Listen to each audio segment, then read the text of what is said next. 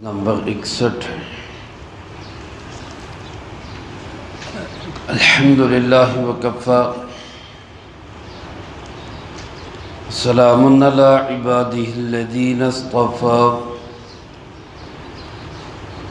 خصوصا علی سید الرسل وخاتم الانبیاء وعلى آلہ واصحابہ الاتقیاء أما بعد فأعوذ بالله من الشيطان الرجيم بسم الله الرحمن الرحيم وإذا جاءوكم قالوا آمنا وقد دخلوا بالكفر وهم قد خرجوا به والله أعلم بما كانوا يكتمون وترى كثيرا منهم يسارعون في الإثم والعدوان وأكلهم السحت لبئس ما كانوا يعملون وإذا جاءوكم اور جب یہ لوگ تمہارے پاس آتے ہیں قالوا آمنا تو یہ کہتے ہیں کہ ہم ایمان والے ہیں وقد دخلوا بالکفر حالانکہ یقیناً یہ لوگ کفر میں ہی داخل ہوئے وہم قد خرجوا بھی اور کفر ہی سے یہ نکلے ہیں واللہ اعلم اور اللہ رب العالمین بہت خوب جاننے والے ہیں بما کانوا یکتمون ان چیزوں کو جن کو یہ چھپا رہے وَتَرَى كَثِيرًا مِّنْهُمْ اور تو دیکھے گا ان میں سے اکثر کو يُسَارِعُونَ فِي الْإِثْمِ کہ وہ تیزی سے دوڑتے ہیں گناہ کی طرف وَالْعُدْوَانِ اور ظلم اور زیادتی کی طرف وَأَكْلِهِمُ السُّحْتِ اور حرام کھانے کی طرف لبئس ما كانوا يعملون یقیناً بہت برا کردار ہے جو یہ لوگ پیش کر رہے ہیں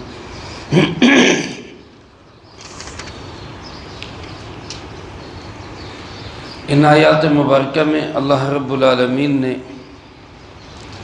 یہودیوں میں سے ہی ان لوگوں کے کردار کو بیان کیا ہے جن کو منافق کہا جاتا ہے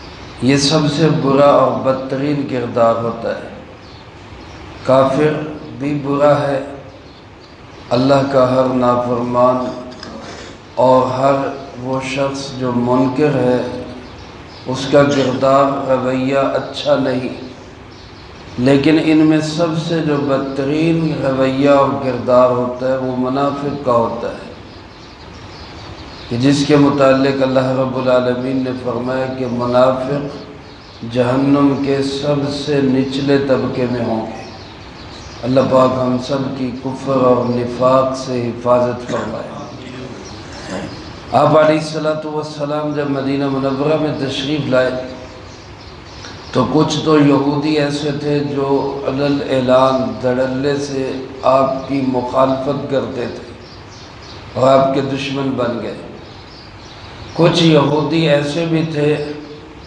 جو لالچ میں یا لوگوں کے دباؤ میں وہ بجائے اس کے کہ مسلمانوں کے ساتھ کھل کے کھڑے ہوتے یا چلو دوسری طرف کھل کے کھڑے ہو جاتے انہوں نے درمیان کا راستہ اختیار کیا مومنین کو بھی خوش کرنے کی کوشش کی کہ ہم تو تمہارے ساتھ ہیں اور در حقیقت رہے وہ یہودی اور کافر تو اللہ پاک فرماتے ہیں ان کا کردار بیان کرتے ہوئے کہ اذا جاؤکم یہ منافق اور یہ یہودی جب تمہارے پاس آتے ہیں یعنی ایمان والوں کے پاس تو کیا کہتے ہیں قالوا آمنا کہتے ہیں جی ہم ایمان لے آئے ہم تو ایمان والے ہیں ہم تمہارے ساتھی ہیں وَقَدْ دَخَلُوا بِالْكُفْرِ، حالانکہ اللہ رب العالمین فرماتے ہیں یہ جب تمہارے پاس داخل ہوئے تھے تب بھی یہ کافر ہی تھے، وَهُمْ قَدْ خَرَجُوا بِهِ، اور جب یہ تمہارے پاس سے نکلیں تو پھر بھی کافر ہی نکلے، یعنی ان کے کفر میں کوئی فرق نہیں پڑا۔ میرے محترم دوستو، جب انسان کا کردار ایسا ہو، رویہ ایسا ہو، دو رخا ہو، تو گویا یا وہ بزدل ہے یا وہ لالچی ہے۔ یہ دو چیزیں اس کے اندر لازمی ہیں، یا ڈر کی وجہ سے وہ ایسا کردار پیش کرتا ہے یا لالچ کی وجہ سے، اور یہ دونوں چیزیں ایسی ہیں جو انسان کو تباہ و برباد کر دیتی ہیں۔ میرے محترم دوستو، ہمارے دل دماغ میں ڈر اور خوف بھی صرف کس کا ہونا چاہیے؟ اللہ رب العالمین۔ اور ہمیں دنیا میں کسی سے طمع، امید اور لالچ بھی ہونی چاہیے تو صرف کس سے؟ اللہ رب العالمین۔ اور ہمارے کام آنے والا اللہ کے سوا کوئی نہیں ہے۔ جب انسان کے دل میں یہ ایمان اور یقین پختہ ہو جائے گا تو پھر اس کا رویہ منافقانہ نہیں ہوگا۔ آج میرے عزیز دوستو، کتنے لوگ ایسے ہیں جو بظاہر اپنے ایمان کے دعوے بھی کرتے ہیں، اپنے آپ کو مسلمانوں کے ساتھ بھی جوڑتے ہیں، اور اپنا تعلق بھی بتاتے ہیں کہ جناب ہم تو مومن ہیں، پکے مسلمان ہیں، لیکن ان کے اندر کا خبث باطن اس وقت ظاہر ہوتا ہے جب وہ مسلمانوں کی حمایت کرنے کی بجائے کافروں کی حمایت کرتے ہیں، تو پتہ چل جاتا ہے کہ اندر کیا ہے۔ اللہ پاک ہم سب کی ایسے رویے سے حفاظت فرمائے۔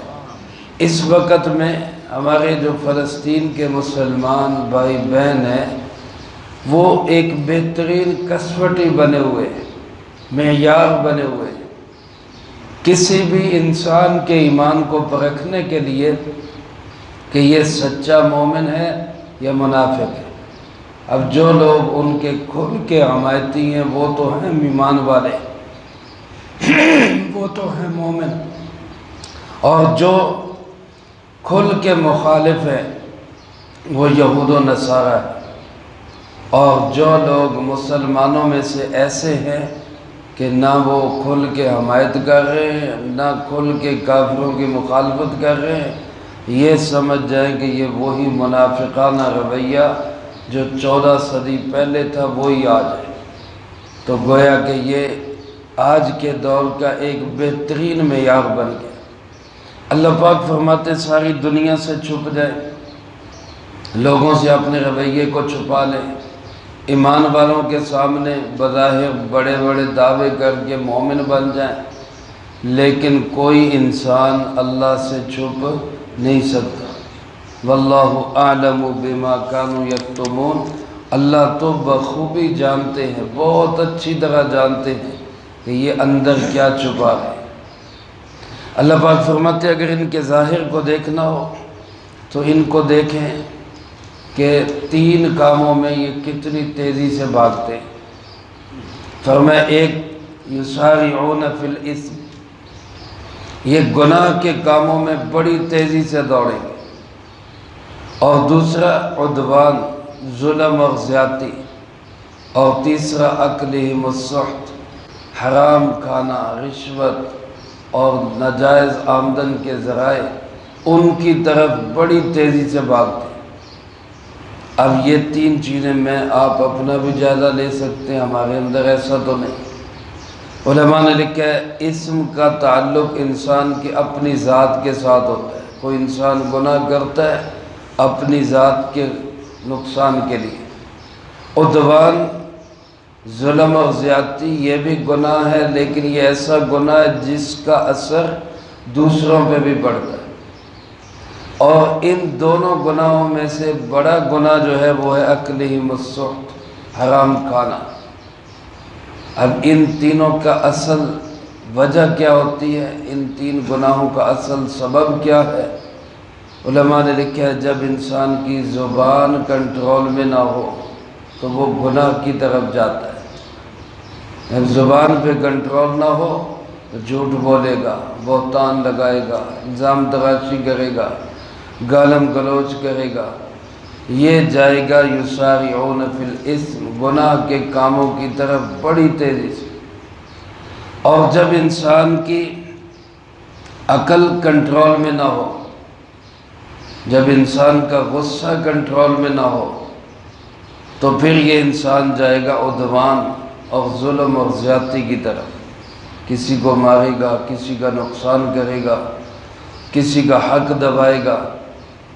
اور جب انسان کی شہوات اور لذات کنٹرول میں نہ ہو تو پھر وہ انسان جائے گا حرام کھانے کی طرف۔ مال کی محبت ہے، شہوات کنٹرول میں نہیں ہے، اب خواہشات پوری نہیں ہوتی، حلال سے بڑھ کے جائے گا کس کی طرف؟ حرام کی طرف۔ اس لیے امت میں جو مصلح لوگ ہیں، اصلاح کرنے والے لوگ ہیں، وہ سب سے پہلے انہی چیزوں کی اصلاح کرتے ہیں۔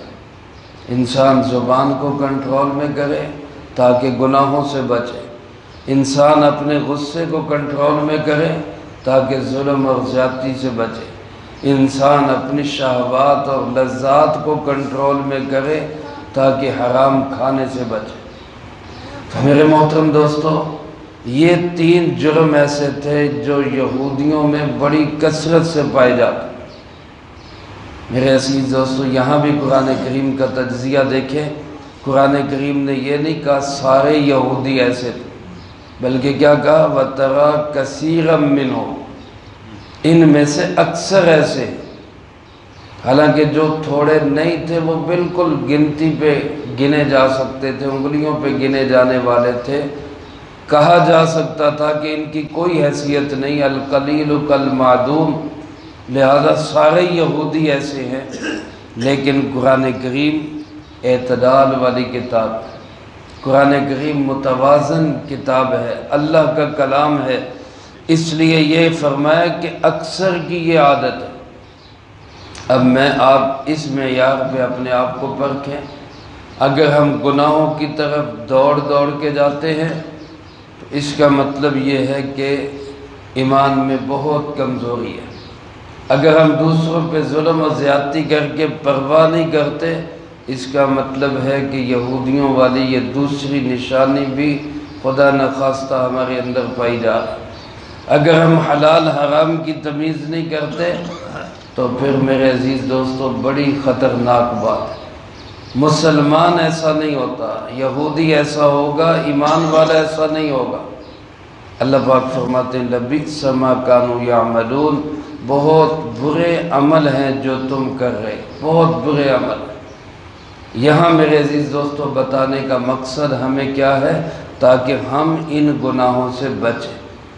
نیک لوگوں کا اللہ پاک نے کردار کیا بیان کیا؟ فرمایا یسارعون فی الخیرات، وہ خیر کے کاموں کی طرف تیزی سے بھاگتے ہیں۔ اب ہم اپنا جائزہ لیں، ہمیں خیر کے کام کی طرف بلایا جائے ہم تیزی سے لپکتے ہیں، یا گناہ کی طرف بلایا جائے تو ہم تیزی سے دوڑتے ہیں۔ بس اس معیار پہ رکھ کے اپنے آپ کو پرکھ لیں۔ تو میں نے، آپ نے، ہم سب نے اپنے کردار کو درست کرنا ہے، اپنی زبان کو کنٹرول کرنا ہے تاکہ گناہوں سے بچیں، اپنے غصے کو کنٹرول کرنا ہے تاکہ ہم ظلم اور زیادتی سے بچیں، اپنی شہوات کو کنٹرول کرنا ہے تاکہ ہم حرام کھانے اور حرام کاموں سے بچیں۔ اور اس اصلاح کے لیے کسی اللہ والے سے تعلق ہونا بہت ضروری ہے۔ آج کے دور کے مدارس، مساجد، تبلیغی جماعت، علماء کی مجالس، یہ وہ چیزیں ہیں جن سے انسان گناہوں سے بچ سکتا ہے، ورنہ چاروں طرف فتنے منہ کھولے کھڑے۔ اللہ ہم سب کی حفاظت فرمائے۔ تو ہم نیت کریں، سب علماء سے اپنا تعلق جوڑیں گے انشاءاللہ، اللہ والوں کی مجلسوں میں بیٹھا کریں گے انشاءاللہ، تاکہ ہماری ان بیماریوں کا علاج ہو اور ہم ان گناہوں سے بچ سکیں۔ اس سے اگلی آیت میں اللہ پاک نے جو علماء ہیں اور مصلح ہیں ان کا کیا کردار ہونا چاہیے، یہودیوں کے مذہبی رہنماؤں کا کردار کیا تھا، اور امت مسلمہ کے علماء اور مشائخ کا کردار کیا ہونا چاہیے وہ اگلی آیت میں بیان فرمائے، اس کا تذکرہ انشاءاللہ اگلی فرصت میں ہوگا۔ اللہ پاک سے دعا ہے اللہ مجھے آپ کو سب کو قرآن و سنت کی صحیح سمجھ نصیب فرمائے اور اس پہ عمل کر کے دوسروں تک پہنچانے کی توفیق عطا فرمائے۔ اللہم انت السلام ومنک السلام تبارکت ربنا وتعالیت یا ذا الجلال والاکرام۔ اللہم اعنا على ذکرک وشکرک وحسن عبادتک۔ اللہم احسن عاقبتنا فی الامور کلها وأجرنا من خزي الدنيا وعذاب الآخرة۔ اللهم باقية كباقية الوليد، اللهم استر عوراتنا وآمن روعاتنا، اللهم إنا نجعلك في نحورهم ونعوذ بك من شرورهم، اللهم اكفنا بحلالك عن حرامك وأغننا بفضلك عمن سواك، اللهم اكفنا كل